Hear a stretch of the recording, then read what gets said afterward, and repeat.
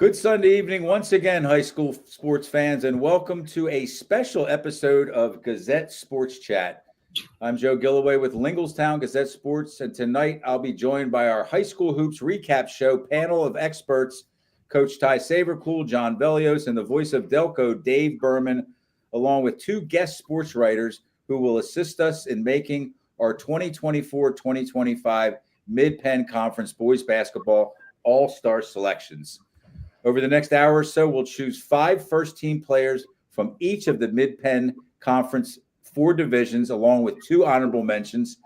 That's the Commonwealth, the Keystone, the Capital, and the Colonial. There are the 4 divisions, along with a Coach of the Year, Newcomer of the Year, which is kind of like a Rookie of the Year, and a Player of the Year as well. So that would be one player in each division will be our Player of the Year.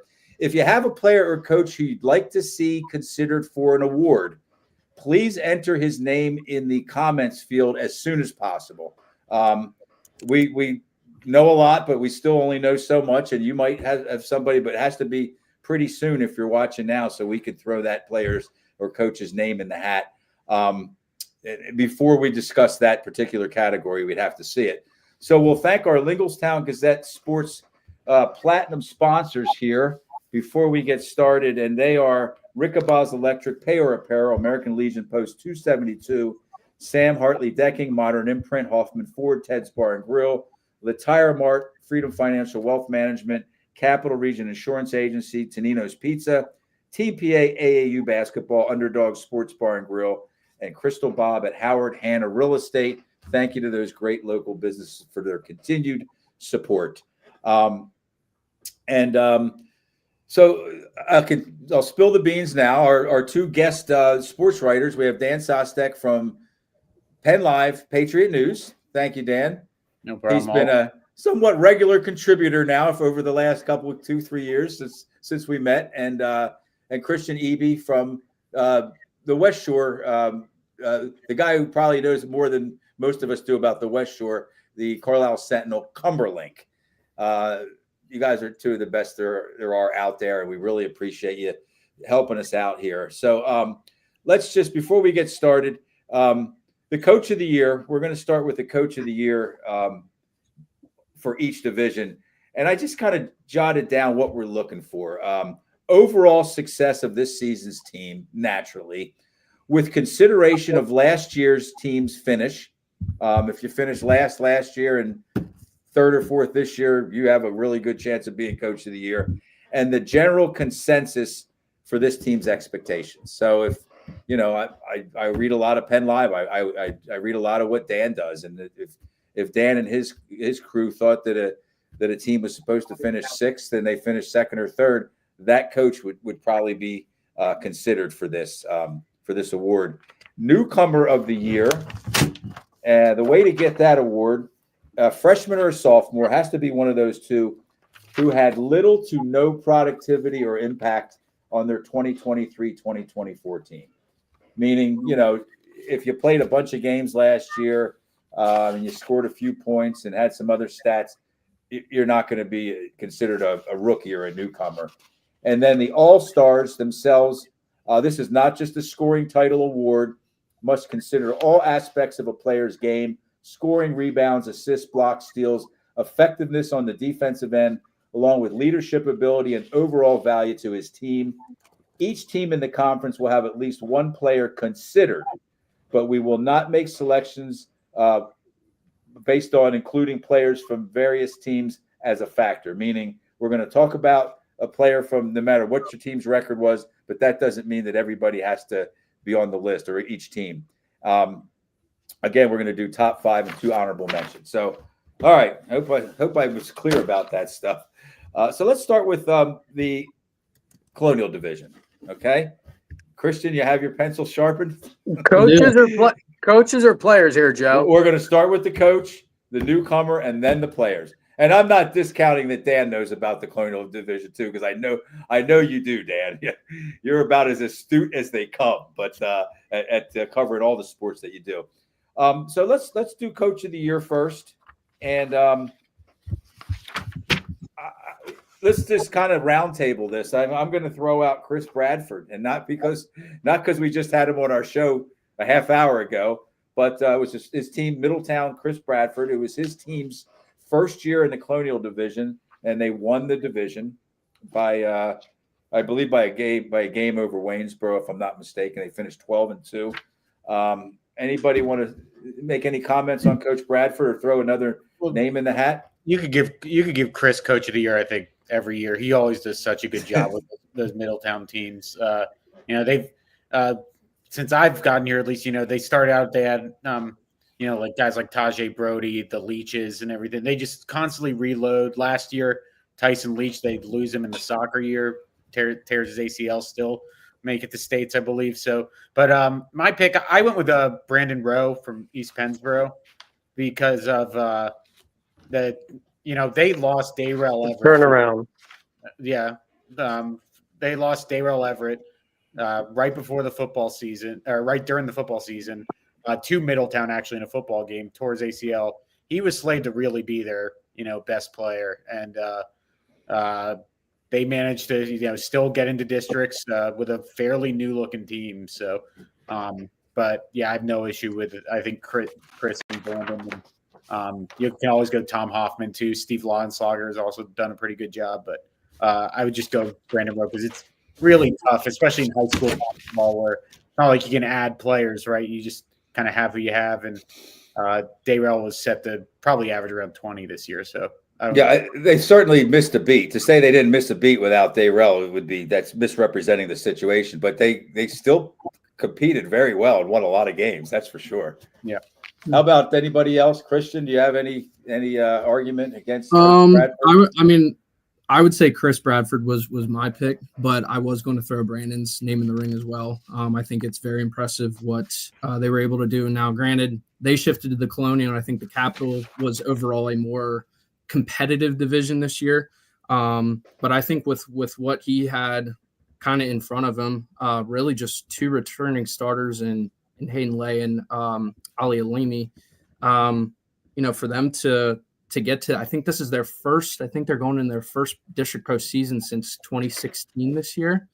That's so cool. I think, and with a move up to 5A as well, I would definitely put Brandon in consideration as well, but Chris Bradford is the name that I did have. Okay, and I like the way we're doing this. I mean, let's if we like somebody more than the rest, it's okay to talk about the accomplishments of the other coaches, because there is more than just one successful coach here, for sure. Coach Savercool, John Bellios, do you guys want to add anything? Yeah, I mean, I like they both said, Joe. Middletown and East Pennsboro both moved to the Colonial and both moved up to 5A. So there's a lot of similarities there.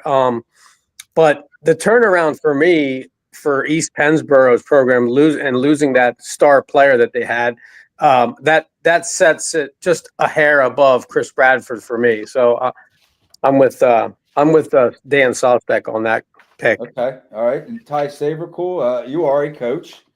What say you? Yeah, I mean, it's hard to not say Chris Bradford when you win 12 games in the division. That's hard, and I know East Pennsboro they did return two starters that were heavy contributors for them, even with Dayrell, which is significant. If there's someone that flies under the radar, I do think it's Steve Lauenslager at Northern. That's probably the under the radar guy, but just because of the fact that Middletown was so dominant in the Colonial, I think it has to be Chris. Okay. So without raising our hands, I believe that's a Chris Bradford. Yeah. Number one. And then it's Brandon, Rowe or Rao? I'm sorry. It's Rowe. Rao. Okay. Let's call it a close second. Let's just say great Coach Rao, great season. And so congratulations to Coach Chris Bradford from Middletown, the Linglestown Gazette Sports Mid-Penn Colonial Division Coach of the Year. And let's keep moving here. Let's go on to the newcomer of the year in the Colonial Division. And admittedly, Dan, you and I, it wasn't a conversation; it was a text conversation. Yeah. I call that a conversation. But we were texting for about 45 minutes the other day, and it's kind of slim pickings, I think, in the whole Mid-Penn. Yeah, although although this division actually has I think a couple of divisions have a good, couple 2-man race, and this one has 2 pretty good newcomers. Carter Huff, I believe it's pronounced, on Waynesboro. Huff, yeah. Yeah, he was a JV player last year. Top 5 in the conference in assists this year. Really just took over point guard for Waynesboro this year. And Tom Hoffman loves having those, those feisty point guards. And he did a really good job from this year. And then Luke Lehman off the bench for Northern really turned it on in the second half of the year. Most Mid-Penn fans have probably heard his sister's name at some point. Is sister Anna Lehman, who's plays about 17 sports. Yeah, she's the kicker on the football team, like on top of playing like regular old girl sports. James Madison for track, but Luke's really came on the second half. Probably one of the best shooters in the conference, considering he's a 6-man and was among the league leaders. And I got to cover a couple of games of them, and he's sort of a microwave. So those 2 kids both are really impressive in their first varsity action. I'd go with Huff just because he's a pure starter and kind of the quarterback of that offense. That's a tough assignment for a freshman. I mean, Waynesboro is no joke. I mean, they won lots of games. Sophomore, but he was a player without any varsity experience. Because you're playing for a good team. That's a high level assignment. Let me throw out some other names just so we could kind of show some justice to Kylan Noon from Middletown. Yeah, he's a freshman. Jason Boyne from East Pennsboro is a freshman, and then Jackson Bauer from West Perry is a sophomore. Christian, what say you, bud? Luke Lehman was my pick. I would agree with Dan. He really caught fire in the second half of the season. I think if I remember looking at numbers, I think Luke was averaging about 11 a game. Yeah. Especially with what he was able to do in the second half. But I feel like Luke, obviously Northern has Rylan Yinger, who I'm sure we'll be talking about as one of our 5 first teamers for the Colonial here. But I felt like Luke was just kind of a kid that really could kind of take over a game. Northern won 6 of their last 8 to sneak into the postseason this year after I think they started off 4-5, 5-6. And I think Luke was a big part of that. Yinger was kind of that guy to get his points down in the paint a little bit, get his body involved down there. But Luke was just a surefire 3-point shooter. And to me, I think he came on more than anybody in that division this year. So Luke's my pick. So we have a Carter Huff and a Luke Lehman so far. And I know, Dan, you said Luke a close second for you. Ty or John, do either of you know enough about these players? I'm going to abstain from this. Okay. Pick. Yeah. I'm not even going to try and lie my way through it because I can't. You know what I think we're going to do here, guys, because we can? I think we're going to make them co-newcomers of the year, okay? Because you guys both kind of had the same opinion on both of them. And with Ty abstaining, John abstaining, I'm abstaining. Let's just say that the 2 of them are our co-newcomers of the year in the Colonial. Yeah, Carter actually ended the year second in the Mid-Penn in assists, which is pretty good for a first-year player.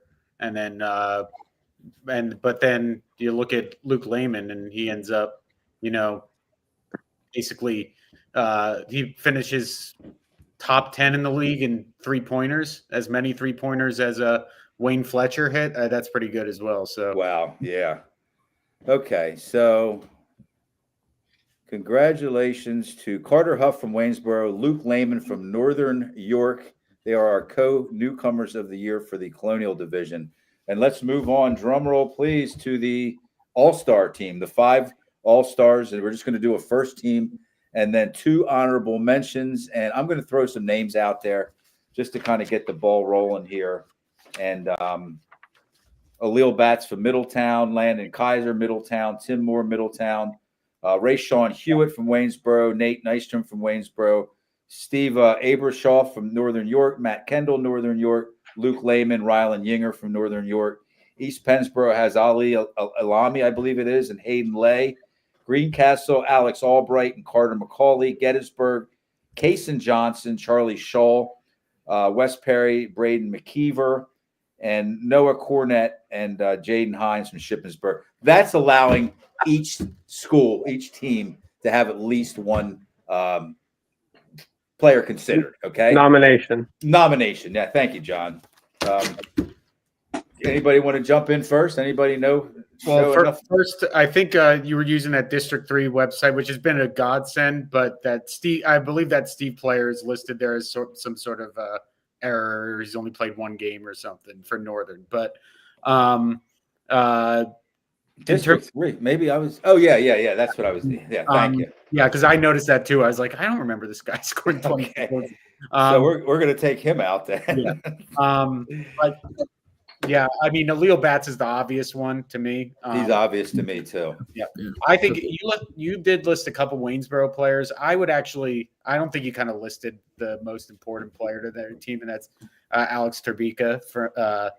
He's their big man who kind of anchors their defense and their rebounding. He's also got to be the tallest kicker in the state of Pennsylvania. He's 6'7" and kicks for the committed to Albright for kicking and basketball. But he's kind of anchors a lot of what they do. So he was a guy that if I was going to pick one from there. But yeah, Rylan Yingers, Hayden Lay, and then Landon Kaiser's the one that I think doesn't necessarily have the big numbers, but is just kind of a guy from Middletown that does a little bit of everything for them. Okay, so Christian. Yeah, Leo Batts, I think I'm sure all of us across the board will agree that he's kind of the top dog in this division. But I have Hayden Lay, Rylan Yinger, I have Hewitt from Waynesboro, and then honestly, I have and I think they're just a team that's kind of gotten overlooked this year. They had a big turnaround this year as well, even though they did not qualify for the district postseason. That's West Perry. I have Braden McKeever in my top 5. I think he really flew under the radar, averaged a little over 12 points a game. He was one of 5 or 6 players to, I think, eclipse 300 career rebounds since 1999 West Perry history. Shout out Devin Whitfield. He does incredible statistics for West Perry basketball.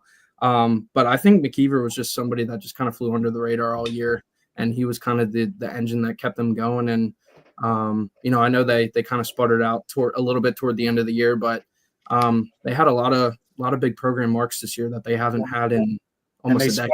They sputtered out because he got hurt too. Yep.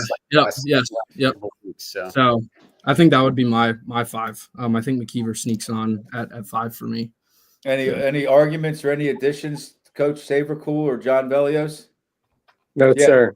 Admittedly, I mean, Ty stays on top of it. Okay, maybe even more than when you're an active coach because you have more time. But admittedly, Colonial's not our wheelhouse. Okay, and so let's see if we can agree on this. Alil Batts. Yep. Alex Turbika. Well, yeah, that was sort of my like kind of hipster pick there. Well, does he check boxes that? I mean, I read at the beginning. It's not all scoring. Okay. Yeah. But we like. Let's go with the ones that we definitely. Landon Kaiser. Does anybody disagree with Kaiser? I would take Christian. Kaiser. Christian, who are yours? Give me yours. So I had Batts Player of the Year, Hayden Lay from East Pennsboro, Yinger from Northern.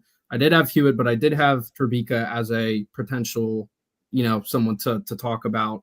And then I had McKeever at my 5. Kaiser was probably my 7.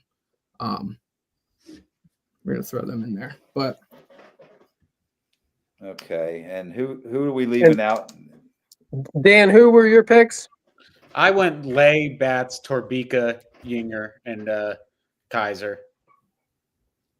And Lay was your player of the year? No, Batts was. Batts. Okay, that's what I thought. He's the only one I'm really familiar with, and he stands out. We're like everyone's agreeing. Did you say Layman, Dan? No, Lay. Hayden Lay. Okay, I got Batts, Kaiser. This is between all of us.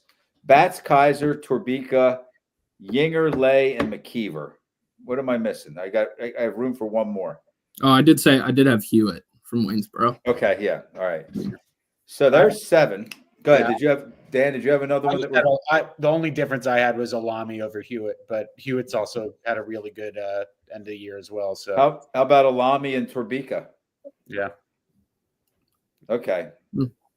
So that's what we're going to do, and we're going to drop 2 to honorable mention. We know we have Bats in the first team.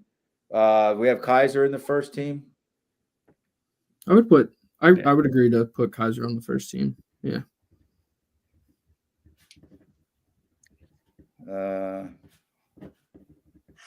Let's talk about Rayshawn Hewitt. I would put potentially Hewitt could be an honorable mention. I think the other two aside from Bats that Dan and I agreed on were Hayden Lay and Ryland Yinger. Yeah, I think our two. Hayden Lay's a no question. Yeah. He's top like 20 in every category pretty much. And he had to do a lot more too this year. Yeah. Okay, and Yinger. And make sure you know it's a no E in Hayden. It's I got it. Haydn. That's an annoying one. Right. Okay, so one of these has to go in the first 5, the first team, and one of them has to go to honorable mention. Braden McKeever, Wes Perry, Alex Torbica, Waynesboro. I think Christian made some good arguments for McKeever. I mean, it kind of stinks to not give Waynesboro a first teamer, but that's kind of how that team was built. They're kind of just, had a lot of people doing a lot of things. Okay. So that's going to do it. We got through that relatively painlessly. And Joe, just to let anybody that's watching know, you're going to post these names in the list format, right? Absolutely. Yes. So we're going to give the viewers a chance to slay us for a little while. No, I think we're just to get their share of recognition like they deserve. Yeah. We're here doing a selection. Joking. Okay, so this is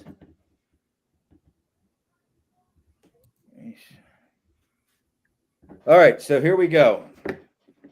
Do we all have Alil Batts as Player of the Year? Yeah. Yes. Yeah. Best player on the best team. Okay, and it doesn't always have to be that way, but once again, Coach of the Year. This is all Colonial Division. Chris Bradford from Middletown. Newcomers of the Year, co-newcomers of the year, Carter Huff from Waynesboro, Luke Lehman from Northern York. Our first team is going to be Alil Batts from Middletown, Landon Kaiser from Middletown, Hayden Lay from East Pennsboro, Ryland Yinger from Northern York, and Braden McKeever from West Perry. And our honorable mention will be Rayshawn Hewitt from Waynesboro and Alex Torbica from Waynesboro. We good? All right. Mm-hmm. So congratulations to all those players and Coach Bradford. And let's move on to a division that maybe we can pull John and myself and tie it to a little bit. The Mid-Penn Capital Division. And we're going to start again with our Coach of the Year. And I have to mention Larry Kostelak Jr. won the Capital Division from Trinity, that is, of course. And then Avery Cloud from Susquehanna Township, Jason Creek from Big Spring. Trinity won the division. I believe Bishop McDevitt was second, and Big Spring third or fourth, and Susquehanna Township maybe third or probably fourth. Anybody have any opinions about? I think in this case, I have my pick was Avery Cloud, Joe, for Susquehanna. The turnaround for their season from the last few years to this year has just been, completely. It's been wonderful to see. I'm a little biased. I'm a Susquehanna graduate, 92, but Avery Cloud's done a great job over there this year, and he's my pick. Well, I'm not biased, and I'm not a Susquehanna Township grad, and I like Cloud and Jason Creek very close to. I think the difference with Cloud and Creek, though, is Big Spring was just in. And I'm holding it against Coach Creek for success that he had. They were just a District 3 runner-up last year. Susquehanna Township hadn't qualified for the postseason, I think, in 5 years. So there's a case where you don't have to be the chalk team or the chalk coach, in my estimation, to be considered. Anybody else want to jump in? How about Coach Sabercool? Let's let you jump in there. Yeah, I think the one thing that I think of Coach Creek is the fact that the Big Spring was able to replicate their success in arguably a harder division. No offense to the Colonial, but I think, most years they're the least deep division in the Mid-Penn. So that's what sticks out with me about Coach Creek. And they were in a really rough patch earlier in the season and really turned around and got hot. But I think what Coach Cloud has done at Susquehanna Township and kind of brought Hannah back on the map where they should be every single year is no easy task, compared to where they've been. I think it has to be Coach Cloud. Let's help Coach Creek's argument with their top rebounder, Brexton Heckerdorn, was out for most of the season. So I mean, the Larry, like the Trinity thing, it reminds me kind of the talks we always have during football season about Bishop McDevitt. We have the same talk every year about whether or not you can give Jeff Wechter coach, because it's like, oh, they have such a good roster and everything. And we gave our coach of the year last year to Tim Bigelow, or 2 years ago. I forget, we gave it 2 years ago. And then I'm blanking on who we gave it to this year, but it's, you do kind of not ignore, but it's sometimes they do get a little overlooked, which I'm sure other coaches in the area are like, who cares? They kind of have different playing field to work with, but I think he's done a really good job. They have they've been the last couple of years, besides Owen, a pretty young basketball team. They've relied on a lot of young players. But I also think the point about Jason Creek's a good one. And the difference I kind of see with those two teams in Creek is, despite having Aiden Sally, they're operating with a freshman point guard, which I always kind of take it to, that means the coach is doing a lot of work as well. Great point. Avery Cloud basically has a coach on the court, and Alfonso Burnett, who's pretty experienced, but I still think it's Cloud, just because expectations were low and first playoffs in a while for them. So how about you, Christian? I personally, Cloud and Creek were the two I had. I gave the slight upper hand to Jason Creek, and kind of piggybacking off of Ty's point, where they hit that midseason slump, where they lost 3 or 4 or 5. And then they just turned it around. I think they're on a 10-11 game winning streak right now. I mean, they were the only team to strike down Trinity at the end of the year. They came back after a bad loss to Bishop McDevitt earlier in the season, and they mercy ruled them. They got redemption on Steel High after a bad loss at the beginning of the year. I think, and to Dan's point as well, you are operating with a freshman point guard, and Landon Sally is a better scorer than what Jake Nouse was last year. But Jake was more the game manager, and that's the part of the game that I think Landon's still growing into right now. I've covered Big Spring quite a bit this year, and he continues to get better in that. But I don't think you can go wrong with either coach. I think based on everybody just had to say, and we don't need to vote on it because I heard what everybody said. I think based on everybody's opinion there, it's Cloud by a tiny bit. Yeah. All right.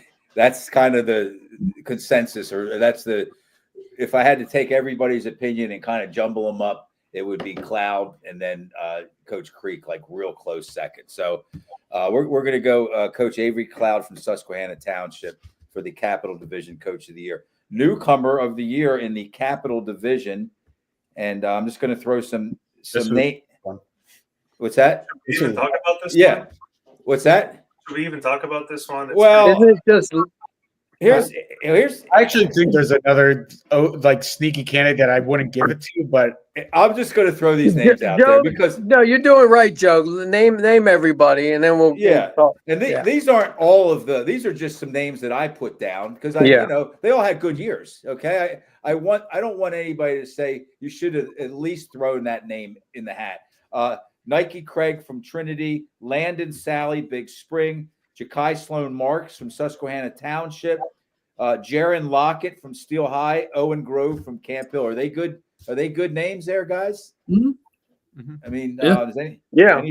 anybody have any opinions on any of those, or do you want to add any that I could have easily missed out? I mean, I had a guy that only played one game on my my other list. I mean, I think the only name I can think of out that you're missing out from that list is Demir Arp from Bishop McDevitt. Yeah. we don't. I don't think he's a member of the team anymore. Yeah, that's my understanding. I got that from a pretty reliable source. Okay. In fact, he was on the list, of course. Yeah. You know, so I mean, technically, if he still was on the team, so he's like he still can consider him, I guess. Well, no, I mean they still have a game to play, and if he's not on the team now, if the season was over, Yeah. if their season was over, it might be a different argument there. But He wouldn't be my pick anyway. I think Landon Sally's. So, The only other person I was gonna say is I think Ja'Kai Sloan Marks has a ton of potential. I would not be shocked if that kid's a Division I player. Like you don't see kids his height. He shoots threes. He blocks shots. give us a little info on him, Dan, on like his year. He's a freshman. Okay. He's had a ton of double doubles. I believe he's 6'5", maybe 6 as a freshman. Just a really he's a guy to keep an eye on. I think he averaged 12 points, is top 10 in the league in rebounding, top 10 in blocks. And we have a couple comments here to back you up there, Dan. Is Ja'Kai Sloan Marks led the conference in blocks and rebounds, and another comment that he deserves some honors. that might have been the division, not the conference. He He definitely didn't lead the conference in anything. Yeah, but and I say that with total respect. You know, he's maybe misspoken. Yeah, but he's going to be a really good player. I still would go Sally just because of the pure production. But if you're looking for a guy that might be the next sort of Division I player that's coming out of here, it could be Ja'Kai Sloan Marks. He's really good. Coach Saber, cool. Sally. Yeah. John Velios. Yeah, I'm with Sally. Christian Eby. yeah, Sally was going to be my pick regardless. Yep. Okay. So that's the first Sally we're going to talk about, and that's Landon Sally, with a very close second of Ja'Kai Sloan Marks. I mean, the good news is we do have multiple players to talk about. And the good news for Susquehanna Township is they're hopefully on their way up here. So let's go to the players. Let's start figuring out our top 5 and then our 2 honorable mentions. I'm going to again just throw out some names here. These are not official. These are just some names for us to discuss. And there's from Trinity, Reese Brown. Even though he's a 6-man, he gets in and he's good. He makes things happen. Reese Brown, Owen Schlager, Andre Steele, and Marcus Yeager from Trinity. From McDevitt, Patrick Denisco, Ethan Hammer. From Susquehanna Township, Ja'Kai Sloan Marks, Alfonso Burnett, Mackay Slappy. From Big Spring, Aiden Sally, Landon Sally. From Steel High, Tristan Crawford Jr., Kashmir Mangus. From Boiling Springs, Brandon Asione and Ethan Yinser. James Buchanan, Drew Krause, 1,000-point scorer. And Brighton McKnight from Camp Hill. Am I leaving anybody out? I mean, I think there are 2 obvious locks of all locks on this. Owen and Aiden. Both gonna. I mean, Aiden already is. Owen Schlager's 14 points away from passing John Morris to become Trinity's all-time scorer as well. So those 2. I was debating between Landon Sally and Drew Krause, and I went with Landon Sally just because I always kind of lean towards the winning for top 5. And then Alfonso Burnett for me. He's my next guy. He's an awesome player and really good 2-way player. He's committed to cuts down for football. Really, really, important piece for that team. And then my 5th guy was Brandon Asione for Boiling Springs. that's a program that has been trying to find its footing since the Trey Martin left, and they started off hot, kind of cooled off towards the end, but I think he's been a really good player for them. So Okay, so let's stop. Let's get to this junction, this point. Do we all agree? And if you don't tell me, Owen Schlager, Aiden Sally, and Alfonso Burnett are 3 of the top 7. Yeah. They're Okay. definitely my top 3. Okay. So let's get some other guys in there. Landon Sally. Yeah, I would agree. I have him kind of the lower portion of my.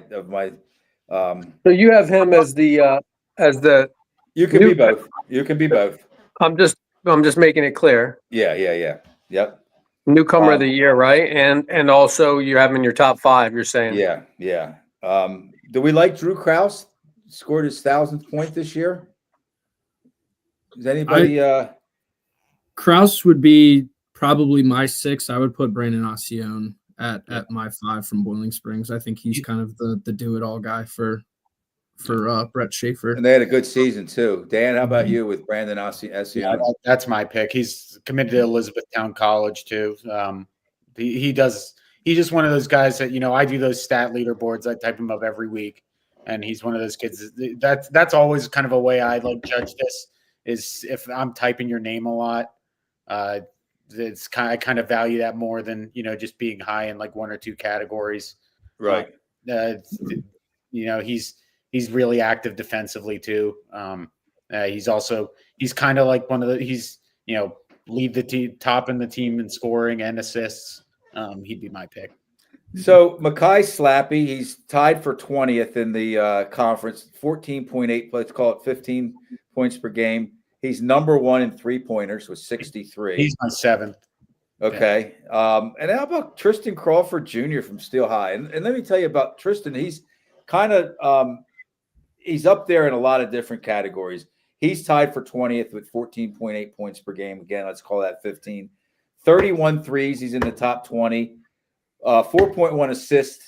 Has him tied for 6th. The assists aren't high in high school. You guys notice that? Nobody's up at 8 or 10.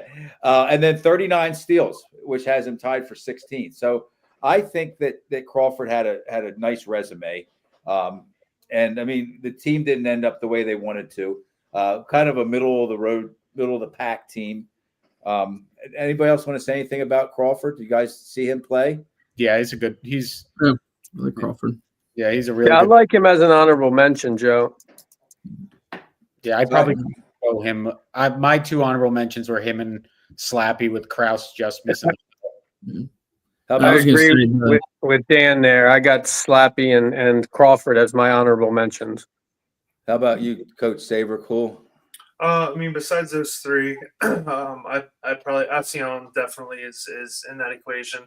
I personally would have Slappy probably as 5 and not an honorable mention, just because in watching them play, he brings a lot of energy and spunk to the game that I think a box score doesn't translate to. And that I really appreciate out of a guard. He has that energy for Susquehanna that I think can really get them going. So I'm going to value that a little bit more than what's in a box score. I think we're losing sight of mentioning someone from McDevitt, whether it be the Hammer kid or what's the name of the little kid, the little crafty guard. Dinesco. I mean, Dinesco is really, really crafty. I think Hammer is more of a do-it-all glue guy for them.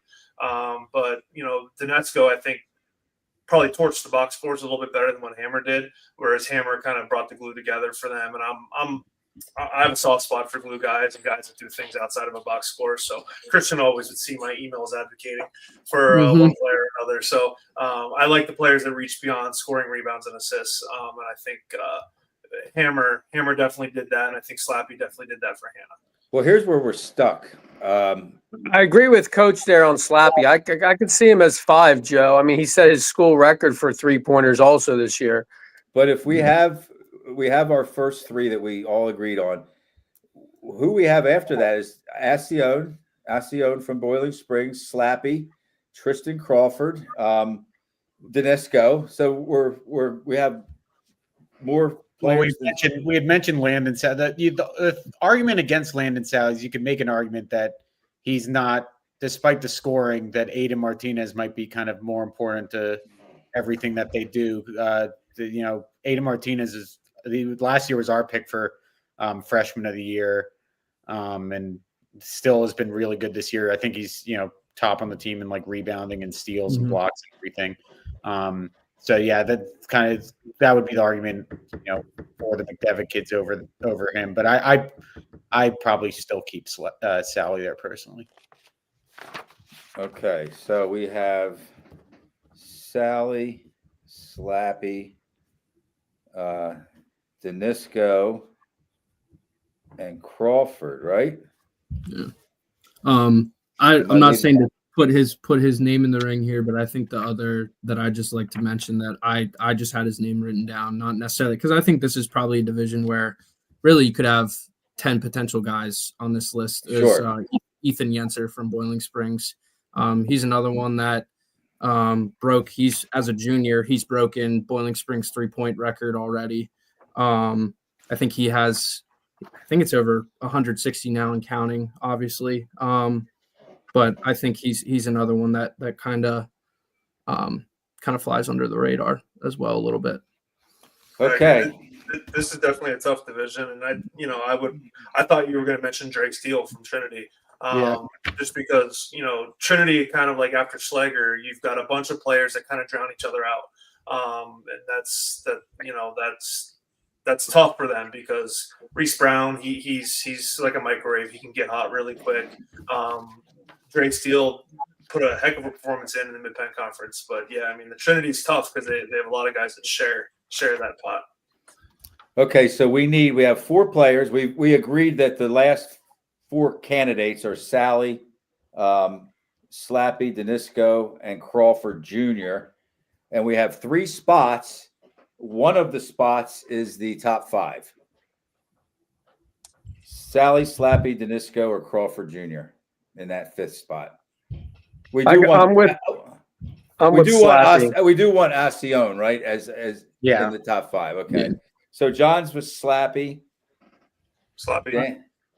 Yeah. Ty's was Slappy.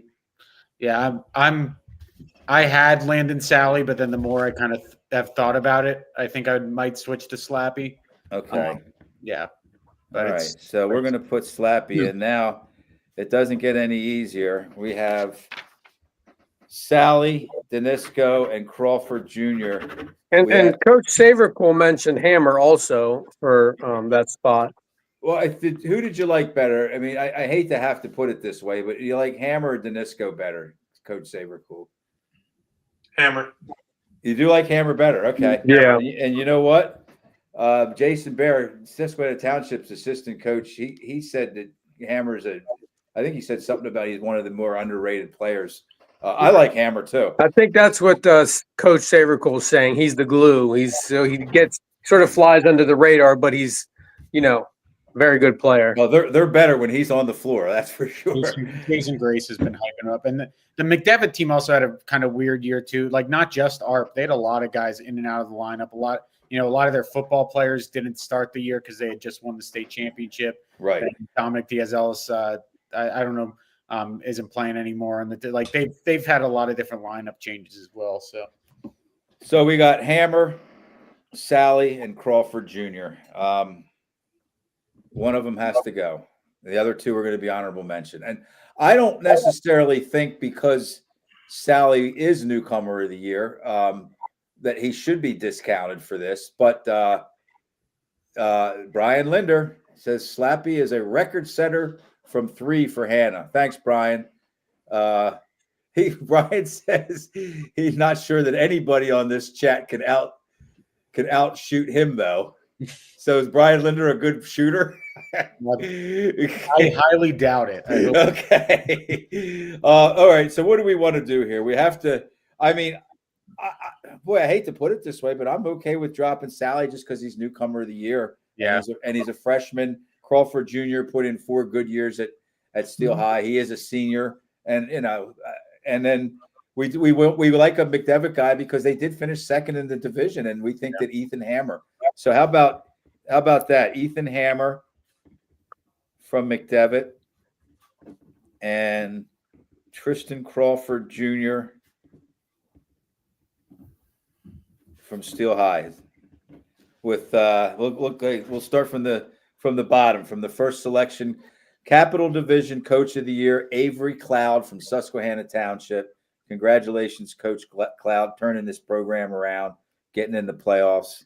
Landon Sally, Newcomer of the Year, Big Spring.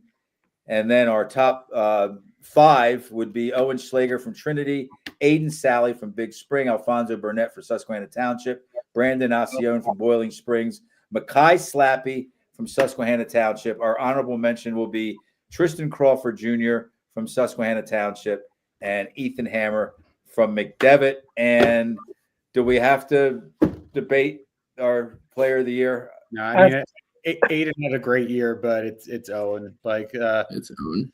Yeah, I mean, he had a 45-point game this year. I think what's always impressed me about him though is that he never really seems to force it. I've never really, especially this year, I haven't really watched him and ever seen him just dribble down the court and just shoot. Owen, are you talking about? Yeah, it's just he is not a chucker at all. Man. No, he's got great vision. He looks to get his teammates into the offense. I like everything about his game. Yeah. So Honestly, Joe, I'm on the lines of making him co because I mean Sally's had like 3 40+ point games I think this year. So I mean that's my opinion. I'd like to see as co. I think the other thing that separates Owen is he's a little better defensively than Aiden. Aiden bad, but I think Owen's a pretty competitive defender, and has averaging more points. I think they're close in rebounds. But yeah, I mean, if you can do a co, it's fair. But I probably have Owen a tick above Aiden. How about Christian and Ty? I would have Owen. I think it's outright. Aiden again is, the heart and soul of that Big Spring lineup, but I think Owen Schlager has just had an all around better year than Aiden Sally. Ty Saber, cool. Owen, yeah, definitely Owen. All right, then it's Owen. Okay, I didn't even have to break that. And I agree. I just like the way Dad started it. He said Aiden had a really great season, and that's the best way we could have put it. So yeah, top 5: Owen Schlager, Aiden Sally, Alfonso Burnett, Brandon Ascione, and Mackay Slappy, with Owen Schlager, the player of the year in the Capital Division. Let's keep moving on here. Keystone Division. We're going to start with Coach of the Year. And you have to mention Mike Gaffey because they won the division. And I think the other 2 that I would consider, again, these are just my considerations. Scott Rooney from Milton Hershey, due to the turnaround, 3-19. I think they're 15-7 so far. And Tim Bean, team was picked to finish 8th by PennLive, who I use as my source for.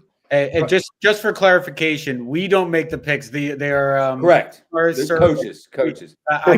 I got yelled at because Hayden. I got yelled at like once a week, every week by someone from Middletown that Hayden Lay was the player of the year over Leo Batts. I said, wasn't us. So okay. So anybody have another coach that besides? Well, you got to consider Hershey's coach, Paul Blackburn. You have to. And he's had a great year. For me personally, I'm on the Milton Hershey, coach's turnaround season. That's huge, the way he's turned that program around in 1 year. And also Tim Bean. Tim Bean's done a phenomenal job with his team. So for me, it's between those 2. To me, it's Scott Rooney. I think he's been a long time assistant there at Milton Hershey. Obviously Mark Zerby did a great job there. But that's a program that since, COVID, they had the year off when everyone else didn't have the year off. Kind of set them, they kind of made things a little bumpy. They had a good year last year, 2-19. But there was a lot of hype about them this summer that they had started turning things around then. And I kind of think that has to go back to Scott, the work he did this offseason to get that team ready to play. So I would go Scott, and then my number 2 would just be Paul Blackburn, because that's a team that, they returned Cam Sweeney, but they lost Derek Guzman, they lost Isaiah Danner, and Paul just always has those Hershey teams. He always has them difficult to play against. So, but I just think when you go from 2-19 to districts, it's really hard to go with anyone else. Ty Saver, cool. I go Bean by just a little bit over Rooney. Rooney, the turnaround of Milton Hershey was great. But I think there was a little bit of expectation that they were going to do well this year because they had a really good summer, they had a really good fall, all of that stuff. And it's hard for Milton Hershey to have a good summer with their enrollment and admission setup. But I think to go from a team that no one expected to do anything to losing the last game of the season to miss out on playoffs, I mean, that's still playoff berth for Palmyra would have put the cherry on top for them, but I still don't want to discredit what they did for the other 21. Boy, is that a strong argument? I put Bean. Yeah, that's a strong argument. Losing the last game of the season, which you're not saying that in a negative way, but that they got that close to being in the district championships after being considered by his peers to be an 8th place team going into the season. How about you, Christian Eby? I mean, I think I would agree with Ty. I would give the slight upper hand to Bean. Really for all the reasons that he spoke about. He kind of took the words out of my mouth that I was gonna utter. But I mean, you can make a case for Rooney too. I think you can make a case for Blackburn. I think Paul always has. I think with what he's working with, Hershey always slugs a little bit above its weight class, so to speak. Obviously you have Cam Sweeney and guys, just absolute ballers out there. But I think with the rest of the unit that he has, but I think, Palmyra was never a team that I really thought would necessarily be a playoff contender this year. So Bean would be my pick. Okay. I'm going to go with Bean too, Coach Joe. All right. Yeah. My kind of reasoning for Rooney was that, they did get Dorda back, who missed all last year, and he's been a big reason for their success. So I do think that explains a little bit of it, but he's obviously done a terrific job. Okay. So John, with your transitioning over to Bean, I said it was Scott or Tim. Tim. Okay. Well, but they convinced me that it is Bean for sure. I really liked. I came in with Rooney as my pick with a really close second for Bean. And I'm still there. I'm still right where I came in. But I really liked Ty's argument that, again, they were picked 8th and they almost made the playoff. So we're going to go Tim Bean with Scott Rooney, a real close second. I mean, that's kind of the way it came. We figured it out amongst ourselves that we like Tim Bean. So congratulations to Coach Tim Bean. John, your son's ex-coach, right? Yeah, he AAU coach for multiple years. I've seen him coach his butt off for a lot of years. He's a pretty intense dude, man. Oh yeah, he loves what he does. That's for sure. Yeah. So hats off. Congratulations, Coach. Yep. Okay, so let's go to the newcomer of the year in the Keystone Division, and let's. I'm gonna again. These are just some suggestions. I want to keep pounding on that. I don't want people to think that this is, we have to go from just this list.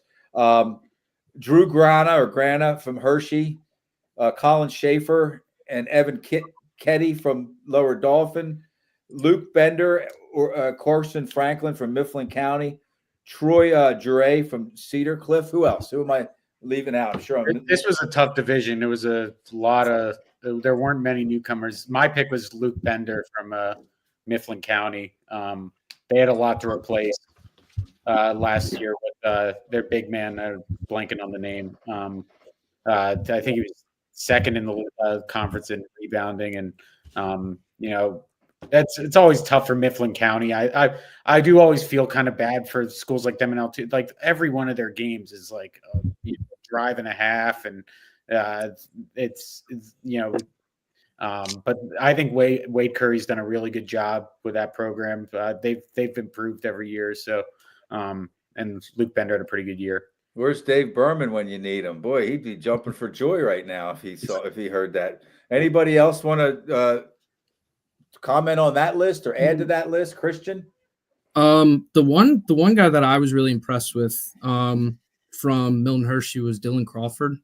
I thought Crawford, I believe he's a sophomore. I will admit, I do not know how involved he was last year. But he was averaging, I think he eclipsed double digits this year. But I really liked when I saw them against Mechanicsburg this year. I thought he did a good job of kind of making his presence felt in the paint. I think he's maybe 6'3", 6'4". He's not huge, but he definitely kind of plays their big man role down there with Dine. And I apologize if I'm butchering that last name, but I kind of liked him as well. Maybe as so to speak, a sleeper pick. Crawford averaged 4 points a game last year. Yeah. What do you know, Dan, about Crawford? Is the extent of his play last year? Yeah, he when we did our surveys, he wasn't listed as a newcomer. Which means his coach didn't list him as a newcomer, right? That's why I didn't pick him. They were Okay. just young last year, so most of FGTN also played for them a lot last year. But I mean, if we counted him, he would definitely be my pick because he's had a really good year.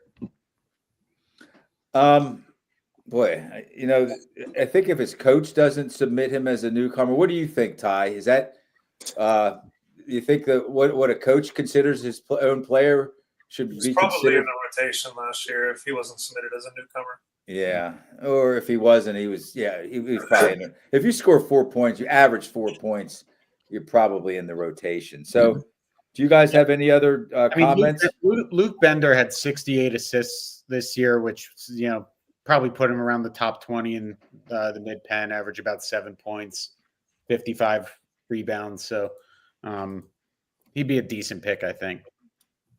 So Christian, Ty, John, anybody else besides Bender? I like Bender. He was probably, aside from Crawford, again, like I said, I didn't know how involved he was last year, just because, Milton Hershey's a little bit outside of our coverage area. But and I only see them once or twice a year. But, yeah, I did like Bender as well. He was in my head written down. Ty, anybody? I was a Drew Grana fan when I watched Hershey play. He was covering the other team's best player. He's running around. He was kind of that lengthy defender for them, could shoot the three. But really, I liked what he brought to the team that wasn't offensive. It was a lot of he's taking the toughest assignment defensively for them. That's just my coach bias and picking a player that contributes. So I go Grana. Yeah, I'm abstaining. I don't know enough about them to make a justified opinion. Okay. Yeah, I think Grana was a guy too that might not have been listed on our survey as a newcomer. So that's the only reason I went. If he is a new, I don't think he played that much last year, but he might have played a little. If he wasn't, he's a really good player that doesn't have the stats Bender does because he plays on a deeper team. So I agree 100%. Though he played really well in those Mechanicsburg games. So let's see.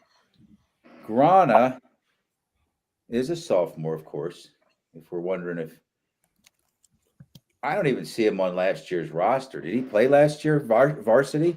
Maybe it was just an oversight. But why don't we do this? I would feel better. And again, it's not everybody doesn't get a trophy here. I like giving Bender and Grana co.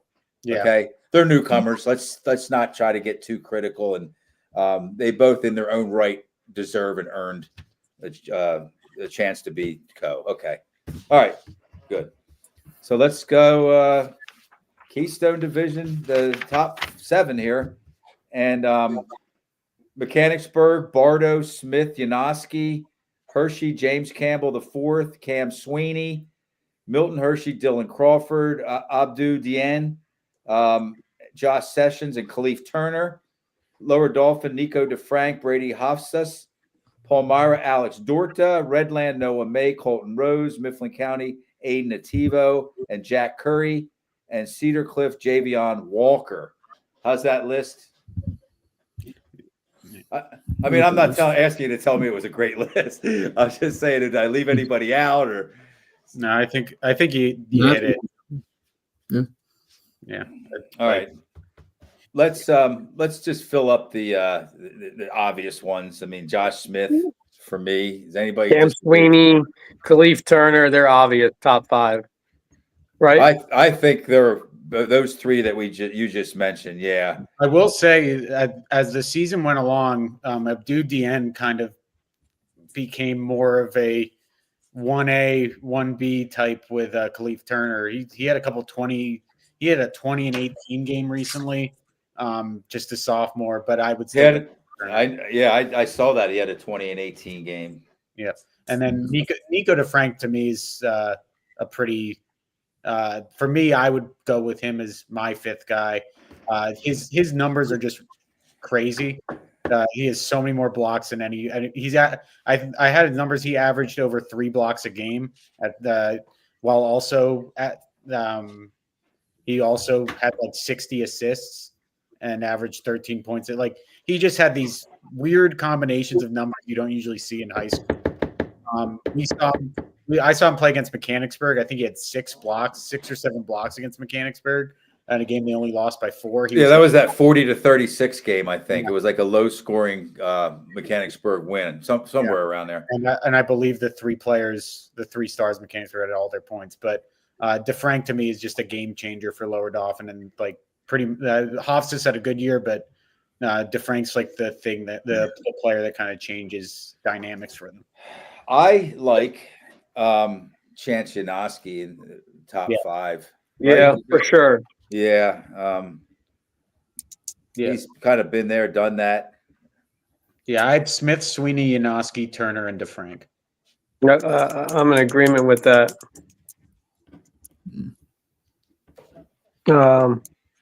Christian?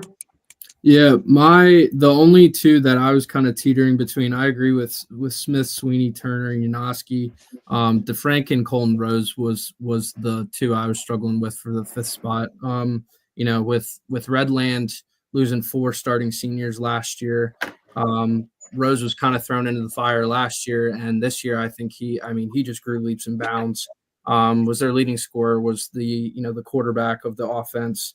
I think he just really embraced that role, and I think he arguably, I would say, if there was a most improved player award in the Mid-Penn, I think he would be in the conversation for that. Those were the 2. I would be fine with either or DeFrank or Colton Rose. But I think he's one that deserves to definitely get some recognition as well. So we have room for 3 more players, 1 in first team and then 2 honorable mentions. So we have DeFrank and Colton Rose. Colton Rose was on my honorable mention was Rose and Deanne from Milton Hershey. Yeah, I kind of like Deanne too. He averaged 2nd on the team in scoring.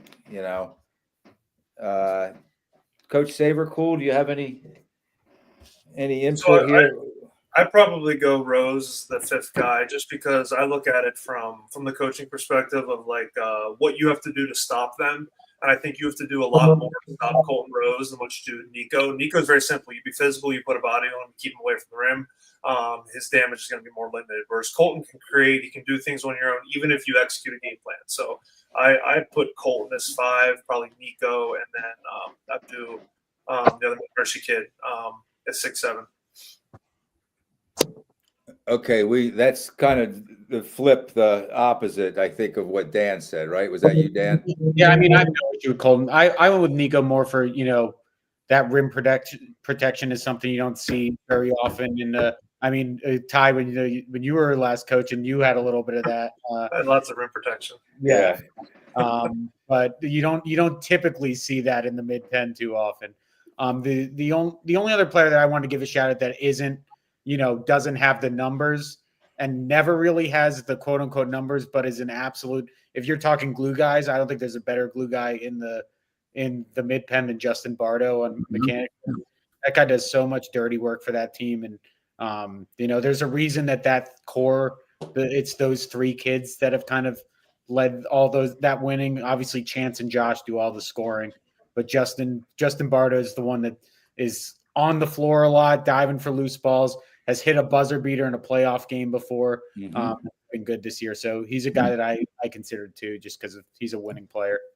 And he John- plays up. I mean, he's every single night he's guarding the opposing team's tallest player, and he can lock down. I think Justin's one of the most underrated players on defense in the Mid-Penn as well, especially for his size. John Velios, do you have any input on this one? I'm going to stick with DeFrank at 5. We already have the top 4 locked in, right? We have the top 4 locked in. And then Rose and honorable mention. So I think we have 2 DeFranks and 2 Roses. So it's up to you, Joe. And I don't know if I have enough. If I want this responsibility. Come on, you're the showrunner. I know. In this case, all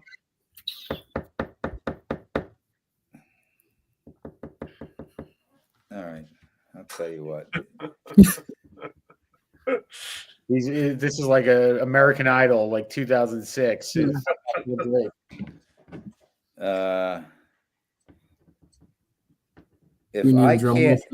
If I can't, let me put it to you this way. It should be up to me this time, okay? Because we are like right up the middle.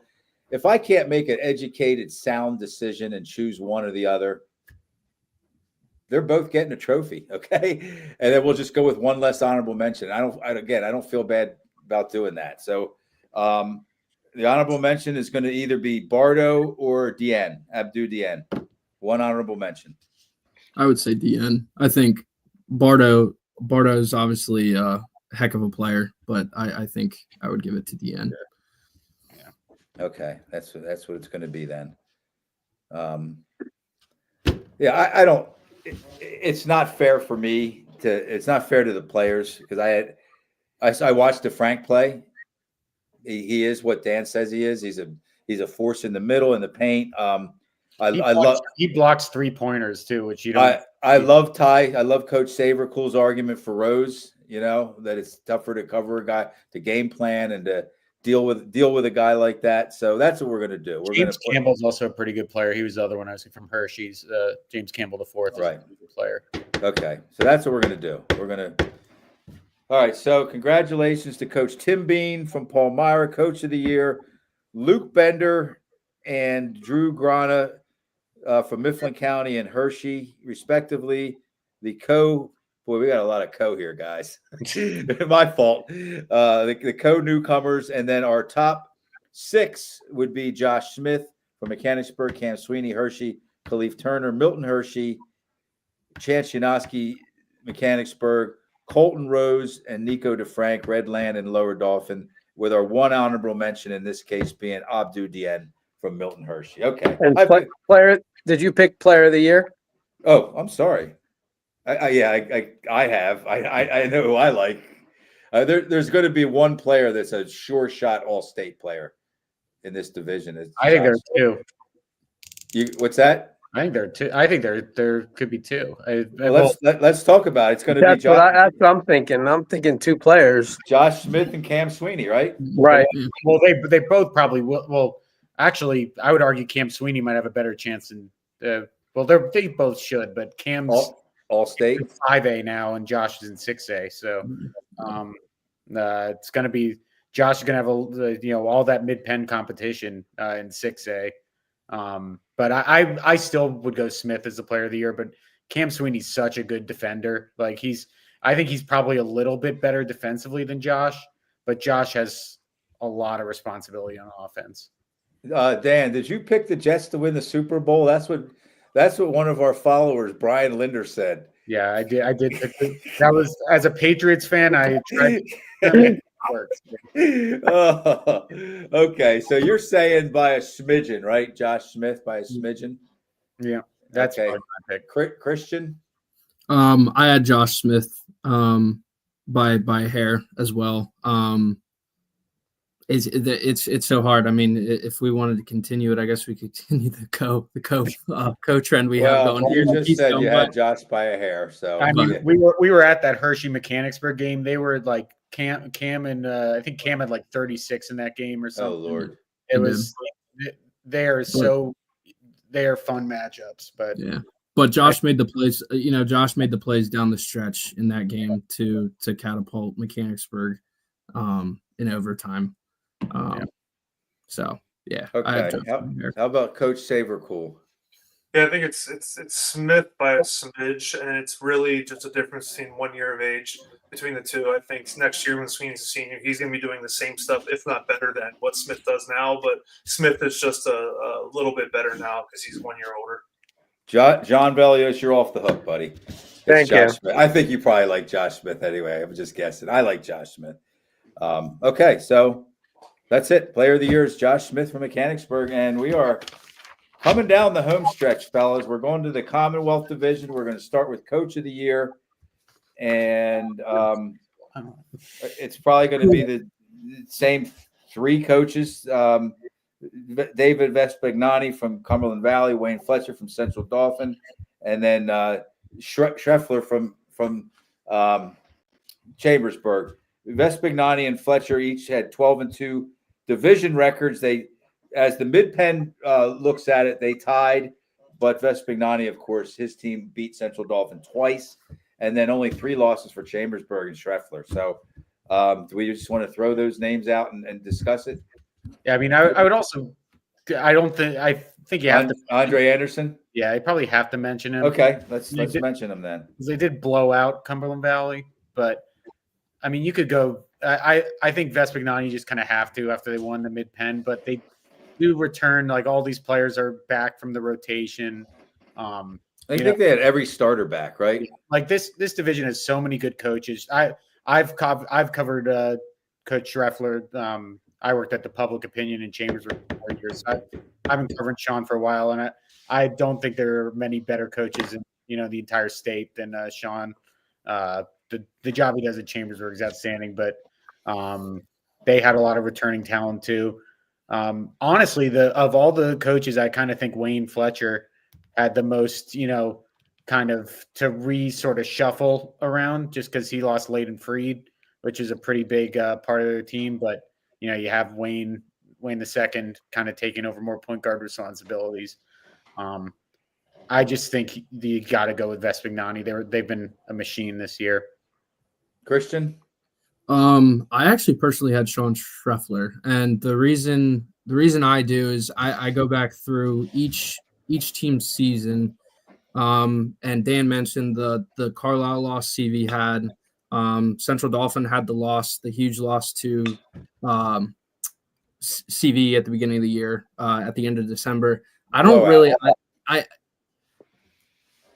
I'm sorry, what? No, a blowout loss. Yeah, it was like 71-49, I think. Yeah. I don't see necessarily a bad loss from Chambersburg this year. I think they were the most consistent team top to bottom. Obviously I think obviously Central Dauphin and CV had some higher notes than what Chambersburg hit this year. And obviously, that resulted in a share of the Commonwealth Division. But top to bottom, I really do. I think Chambersburg was the most consistent bunch out of the 3 this year. And for that, that's why I have Sean ahead of Wayne and David, just by a hair. But and they did have to replace Ari Snyder too, who was he did for a little bit. Yep. Schreffler lost 3 games, which is great in the Commonwealth. 2 to Central Dauphin and Fletcher, 1 to Vespignani, and they swept Carlisle. And Coach, go ahead. Coach, I was just saying that. Yeah. Let's bring Ty in. I kind of look at it that Vespi did return everything. He was the preseason favorite. But along those lines, as a coach, looking in through the coach lens, it's almost equally as hard, if not harder, to meet those expectations when you have those expectations. Yeah. And Cumberland Valley did that. What everyone expected to do, they did. And so for that, I go Vespi, just because I do know as a coach, it is sometimes more challenging in those types of seasons than what it is whenever you're like that middling team that's just, playing the underdog role. When you're expected to win every night, it's hard when you have a target on your back. And I think Cumberland Valley did a good job of handling that. Okay. John Velios? Yeah, I mean, it's tough. The other 3 coaches are 3 of the top in the area for sure. And Vespignani's turned around that program from almost day one. He could be coach of the year every year. Coach Fletcher's done the same thing. He's turned that program around. and Schreffler, just season after season, he's in contention. I mean, I've been watching him coach for years, and I mean, he's got one of the best players in the state right now. But I mean, he's got a lot of role players this year too. Also, well, I would also say about that too. When they beat Cumberland Valley, I covered that game. They came back from down 8 points with like a minute left to tie the game, and then overtime, JJ Kelly fouls out, and Chambersburg still wins that game at Cumberland Valley by like 8 points. Yeah, it's a great point. It's tough, but I mean, like Ty said, and then Vespignani's returned everybody, and he's got his players, and that's good and bad, obviously. But I'm going with Schreffler. So we have two Schrefflers. We have two Schrefflers and two Vespignanis, I believe. I was like 0.5, 0.5, 0.3. Don't count me as a full vote. And you had Vespi, right, Dan? I said I was like split between the three. So I think I've been swayed by the Schreffler people. So well, then there's nothing I can say. I mean, yeah. That's what it's got to be then. I mean, based on the numbers, based on the arguments. This is why we pick coaching at the end of the year. We can just wait to see what happens and then be right. Right. Okay, so that's going to be Schreffler from Chambersburg, with Vespignani and Wayne Fletcher is close second, and third, and I don't know. It doesn't matter what order. Let's go newcomer of the year now. In the Commonwealth Division, and boy, there's not many. Am I right? Am I right or wrong about that, Dan? I have Amron Chase as a freshman from East High, Central Dauphin East. Nick Carr is a sophomore at State College. Khalil Roberts, Central Dauphin, is a sophomore. I mean, there has to be more than that, right? Yeah, I mean, if you're only counting freshmen and sophomores, you can't count Mason McMeekin for Carlisle. Right. Yeah, we talked about him earlier in the week, you and I. But yeah, this has to be freshmen and sophomores, even if the junior didn't play much or hardly played at all last year. Yeah, it's probably it's tough. I mean, Khalil Roberts has been kind of a glue guy for Central Dauphin a little bit. So, I always kind of lean winning over averaging like 10 points a game. He plays on. It's not arguably. It is the best team of those three. We're talking about East High, State College, and Central Dolphins. Central Dolphins swept, for what it's worth, both of those teams, of course. Christian, do you have any newcomers to add to the list? I mean, again, I didn't know what the boundaries were, necessarily coming in. I thought, maybe I just wrote him down because he entered in. He really didn't start seeing the floor until about halfway throughout the season last year. Was Jared Delimpio from CV. I just had him written down, but obviously he was a big part of their run down the stretch last year. But obviously, I think he's taken another step this year. But Khalil Roberts was the other one that. Admittedly, I allowed Dan to change my approach to this for the right reasons, Dan. Like, a lot of those guys that I was mentioning, I look back and they had kind of really good seasons last year, even if they only averaged 3.5 points and 2 rebounds.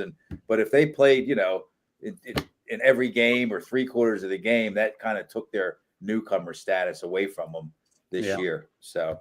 Ty, am I leaving any out? Ty or John that you guys know of? No, I don't think you're leaving anybody out, Joe. So Delimpio you left out because he played last year a lot, right? I had Delimpio until, and I'm not blaming you at all, Dan, but once I changed the criteria, Delimpio had to be out. We didn't mention him for, he could have been mentioned in the top 7, But we didn't get. We didn't get there yet. Yeah. Sorry, I'm confused here. So I'm with Khalil. I'm with Khalil Roberts. Okay. For sure. Right. For me, it's obvious to me. Okay. All right. So we don't need to go any further than that. Khalil Roberts, Central Dauphin, newcomer of the year. He is a sophomore. I mean, this division just had so many teams that returned like all of their production. It was like hard to kind of find newcomers. Yeah, I don't think we need to take the newcomer conversation. Okay, so let's let's get down and dirty here, guys. Commonwealth Division. This is the home stretch. I think there's four obvious ones for me. I'm going to go down the list like I've done for every other one. Creston Austin III from Cumberland Valley, Nolan Bazolka from Cumberland Valley, Jared DeLimpio from Cumberland Valley, Wayne Fletcher II from Central Dauphin, Jelani Easter from Central Dauphin, Shakur Starling from Central Dauphin, J.J. Kelly from Chambersburg, Parker Smith from Carlisle, Quincy Brannon from Harrisburg, Jayon Lewis from Harrisburg. I think Jayon didn't really get his motor humming till close to the end of the season. It took him a little while to get his basketball legs under him. He was the quarterback for Harrisburg. Reed Melvin and Charlie Yartz from State College, Elijah Cooper from Central Dauphin East, and Josh Lowry from Altoona. We need more than 7 picks here, Joe. There's a lot of talent there. We're going to have to really do our best. I mean, man, this is going to be tough. I don't feel guilty about the ties that we've done. I mean, I'm trying my hardest to stay away from ties. But let's well, there's a fantastic four sort of right here. Let me guess who I think Bazolka, Fletcher II, Kelly, and Parker Smith. Obvious. Yeah, they're the obvious top 4. Those are 4 all-state players, I think. I mean, a couple of them were I think they're all state players. Yeah. Yeah. But there's so many more of those guys on that list are deserving to be in the top 7, but how are you going to only pick 3 out of them? I don't know, John. That's I mean, I really don't know. I went with Reed Melvin for my 5th, just because I think that State College team that record is a little bit misleading. They've played a lot of these top Commonwealth teams really tight. I believe they beat Central York too, which is really that's something because that's a really good Central York team. And Reed Melvin has, been awesome for them this year, among the top shooters in the conference, leading the team in assists. So I mean, he was my 5th, and then my 6th and 7th were Creston Austin and Colton Cornwell, but it could literally be any combination of those number 2s and number 3s on the top 4 teams. Okay, Christian. Yeah, I also had Reed Melvin as my 5, basically for the same reasons Dan listed. I think they played CV tough, they played Carlisle tough, they played. I mean, the list goes on. Melvin was a huge part of that. And then my 6 and 7 were Elijah Cooper, and then I actually had Jared DeLimpio sneaking on it as my 7. Go over Austin III, right? Yeah. I went Austin because I think he's a little better defensively, but DeLimpio has been so big for them this year. Okay, man, this is getting. You're right, John Belly. It's going to be too tough, man. I mean, DeLimpio and Starling from CD are both sophomores, right? They both were starters last year, pretty much. So it's like, and they both had great years this year, and. DeLimpio averaged 11.8 points per game.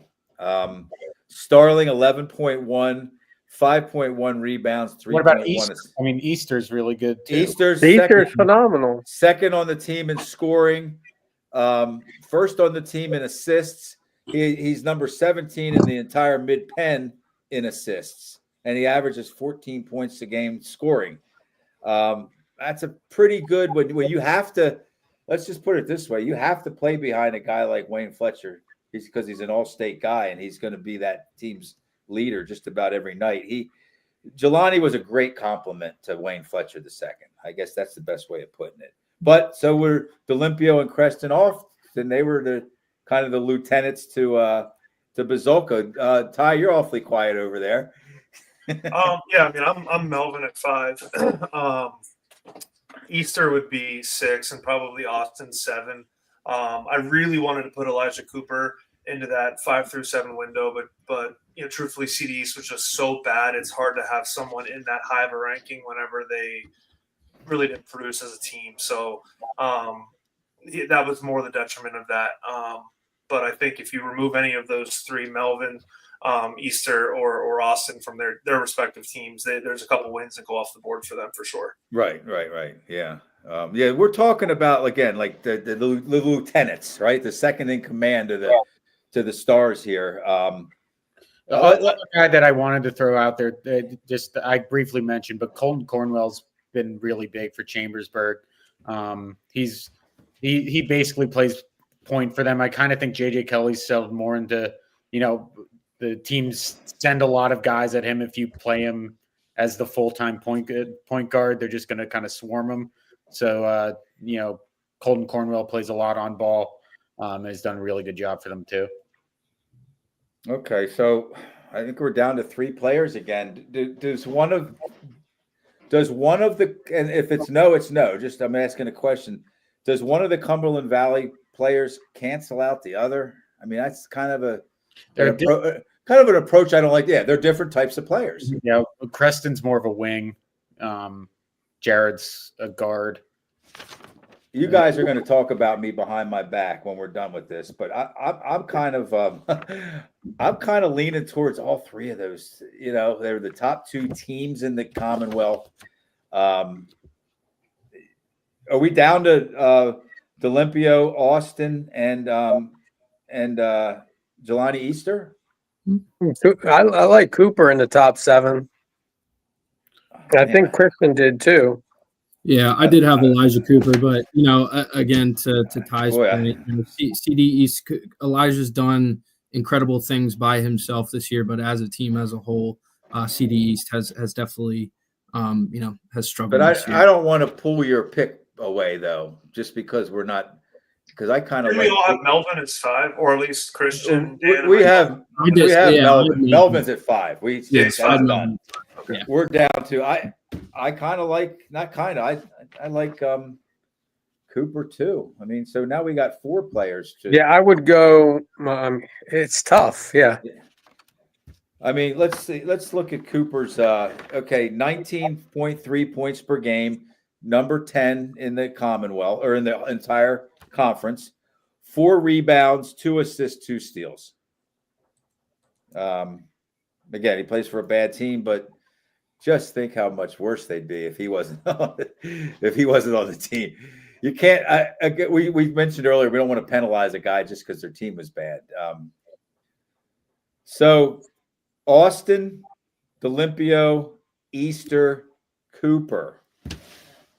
To me, go around the room again. Yeah, my tiebreaker, and it's not entirely fair, but Creston Austin was such a big game player for Cumberland Valley last year in the play. He had such a big game in the district championship game. He had such a big game in the Mid-Penn championship. And what he does defensively, they really don't have – for as good of a team as they are, they really are just, they don't have – it's him and it's Nolan that kind of really do a lot of the, physical defensive work down low for them. That's kind of why I'd lean Creston. Who would you lead for your second one after Creston? My picks would probably be Creston and Jelani Easter. Okay, all right, Christian. Yeah, I mean, if we want to bring in the argument of what Creston did last year in CV's postseason run, it's admittedly a bad argument, but yeah, but it's an argument. It's an argument. I mean, I kind of looked at it as this year. I thought D'Olimpio was the more consistent player for Vez's squad, and so I mean, if I were to narrow it down to the 4 that we had named, I think give me 2. Give me 2 of the 4. Yeah, please. I was gonna say I think the case, I would go Easter and D'Olimpio would be my 2. Okay, so we have 2 Easters. Ty, you like Easter too, right? For Easter and Austin. okay. I'm Easter and Cooper. So that gives us Easter. I think that just gives us Easter, right? Yeah. we need 2 players. No, we only need 1, really. Well, you got Easter now as 6, and then we need 1 more. Yeah, we need 1 more. Oh yeah. I'm sorry. I'm looking at the wrong.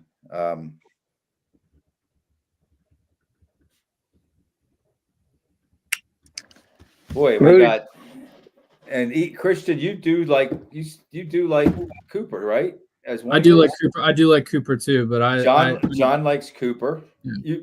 You liked Yeah, Easter and Cooper. John, who you liked, Easter and Cooper? I said Easter and Cooper. I think No, Christian changed from he dropped Cooper after Mhm. Coach Ty said something, right? Christian, Yeah, I Well, think but I Joe think this, likes Cooper. I do like Cooper. Boy, I don't. I'd have a hard time voting against Austin. Can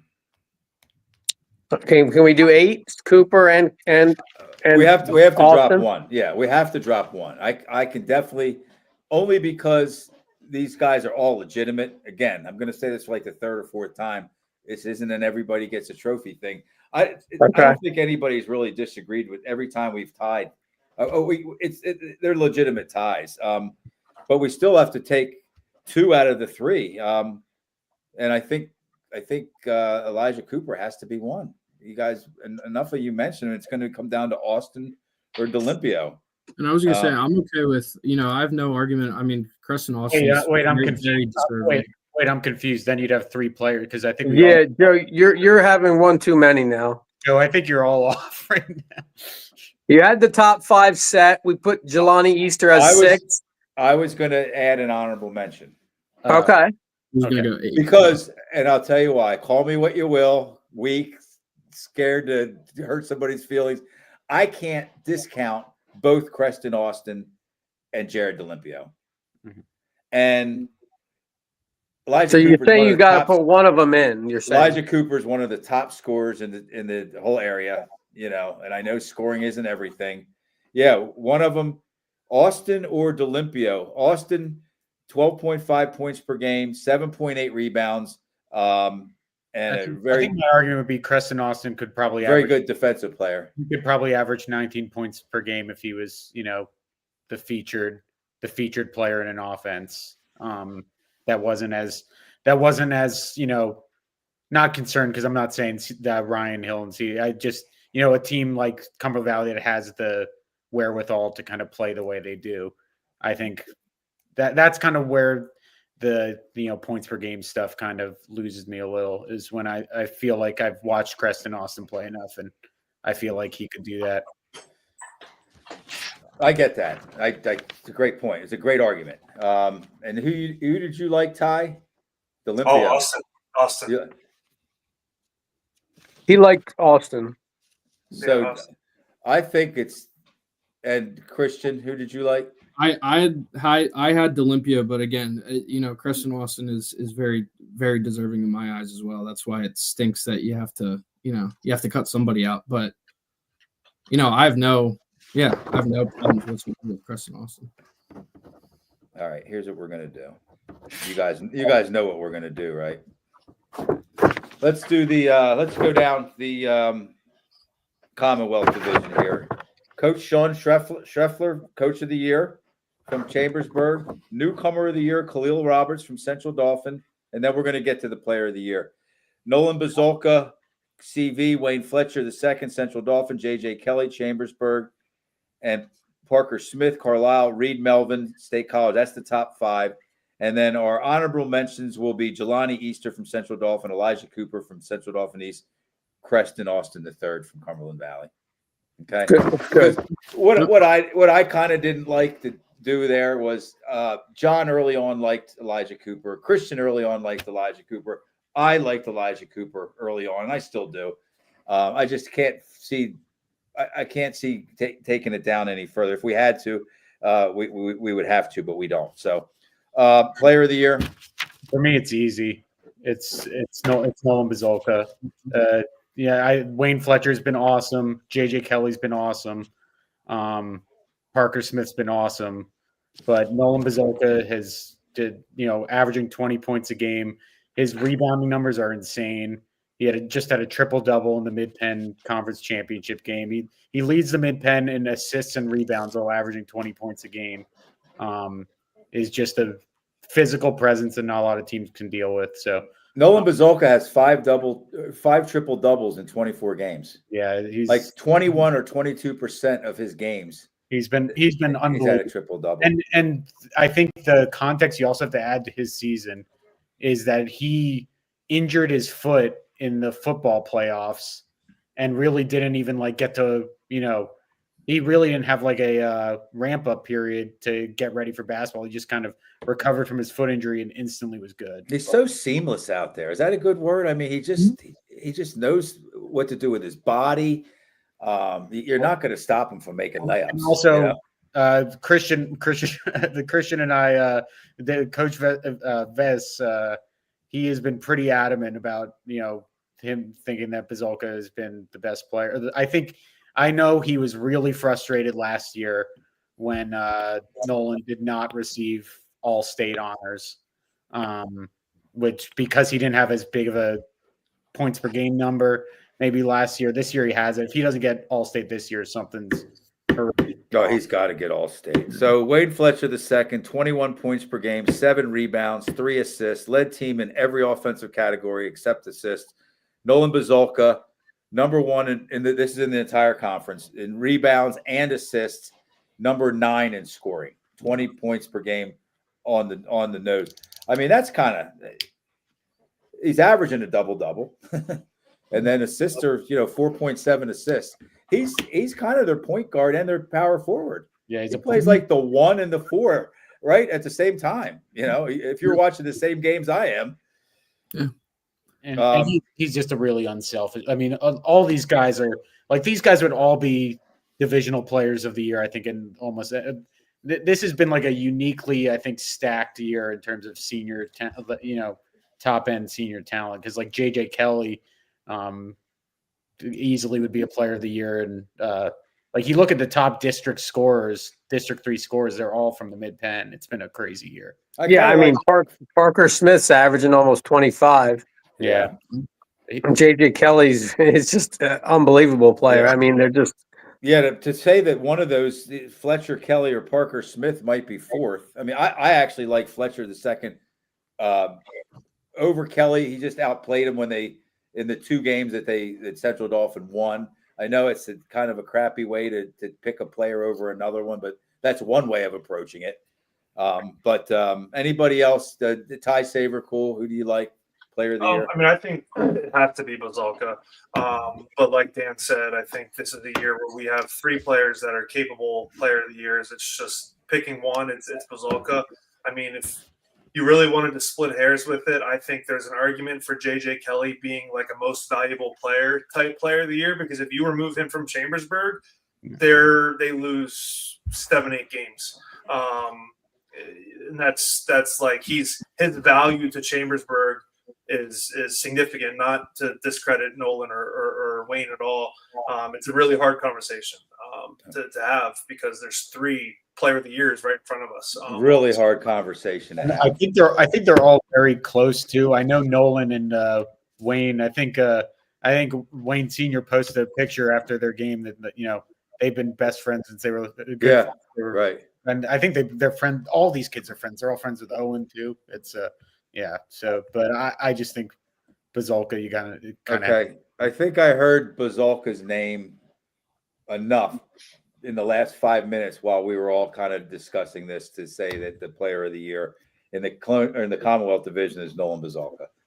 Kind of hard to argue against him, So that's it, guys. I want to thank, we had a lot of people watching, a lot of people commenting, a lot of people disagreeing with each other, disagreeing with us. We can go back in and look at it later. But thank you to everybody that chimed in and that's supporting this show. And thank you to Coach Ty Sabercool, Christian Eby from the Carlisle Sentinal, Cumberlink, Dan Sostek, of course, from PennLive Patriot News. John Velios been with me since the beginning, 8.5 years, and Ty and John are 2 of our weekly panel of experts, and Christian and Dan are contributors to what we do. So thanks very much. This is too long of a list to go through the whole thing again. We're getting kind of long in the tooth here. Yeah, we ran to the NBA All-Star Game and SNL's 50th anniversary show. Okay, sorry. Please accept my apology. I'm not even going to do the sponsors again. We did them 3 or 4 times tonight. So Coach Sabercool, Christian Eby, Dan Sostek, John Velios, thanks very much. Great list, great group of players and coaches. and enjoy the rest of your Sunday. We really appreciate it. Great job, guys. Yep. Take care. Thank you.